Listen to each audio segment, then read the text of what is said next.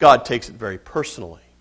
I don't know what the solution is. I don't know that the government's got it right yet. But I do know that we must take care of the poor in this world. That I do know. How that works out, I have not a clue. But we need to understand that oppression against the poor is oppression against God. Like Nineveh, she obeyed no one, not even the commands given at Sinai. You know, these people that knew what God had said, but now they were being disobedient and not listening at all. And so God says they will be judged. Not trusting in God meant that they were trusting in other things for security and safety. They were trusting in their jobs. They were trusting in their relationships. They were trusting in the connections that they had made. They were trusting in their talents. They were trusting in their skills. They were trusting in themselves and in the world around them, but they were not trusting in the Lord.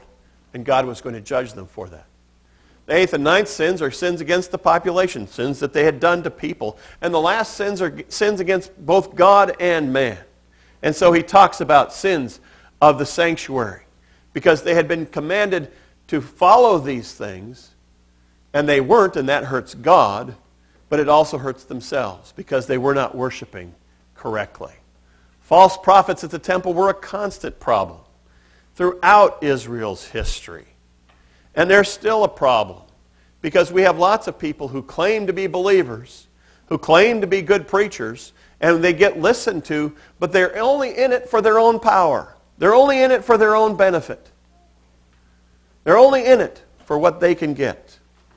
One TV preacher was asked how much he made, and he said, "Oh, I only make like $20,000 a year."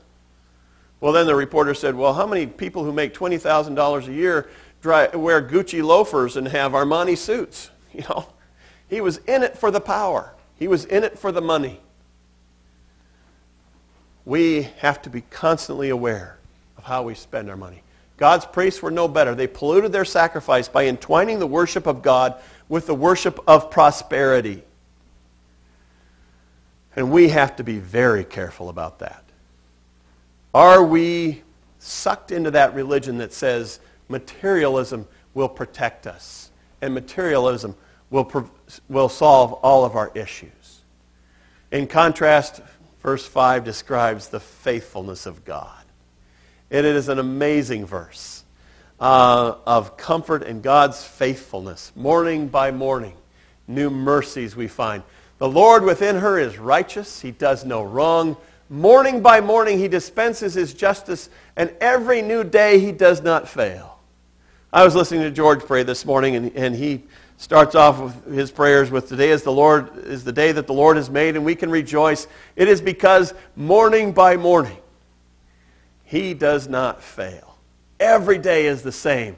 God's faithfulness and righteousness are the people's only hope. Especially important is this idea that God is near. God is near to us. He is within us. He inhabits this space. Wherever 2 or 3 are gathered, there he is in the midst of us. He lives inside each one of us, and he is near to us in all of our distress. Morning by morning is the exact expression that God used when he provided manna for the people. It's the exact expression that Isaiah used when he was talking about meeting with God in his daily devotions. It's the exact phrase that the Levites were told to use in praising the Lord. Praising the Lord morning by morning. And God does this. He is faithful every day in our lives. Although the people have been rebellious on a daily basis, God is faithful on a daily basis. And we can come to him and know that he is there and will be there in all of the horrible situations that face us. He has been there, but they haven't paid any attention. He has tried to warn them by defeating other nations. He's tried to warn them by defeating other people that they knew and punishing them, but they were not listening at all. God speaks directly to these people now, and he says, "This is what I've done to other folks." And they didn't, and some of them listened. Why don't you listen when I tell you?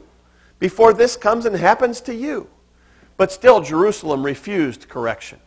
As a result, God is going to gather the whole world and destroy the whole world so that he can save some. He was willing to sacrifice everything that he has made so that a remnant, and in case you didn't know it, we as believers are part of that remnant, will be saved. That is his goal. He doesn't want to punish the whole world. He doesn't want to destroy the world. But he is willing to sacrifice everything, including his own son, Jesus, in order to save that remnant in the fire of his jealous anger. In very dramatic language, God says that he is going to bring a halt to everything in this universe. He says, I have cut off the nations. Strongholds have been demolished. Streets have been deserted.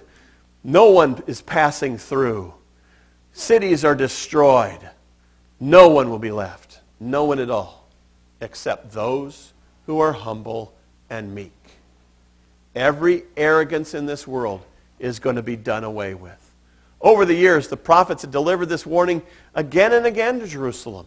And again they had refused to listen. And they were going to refuse to listen again.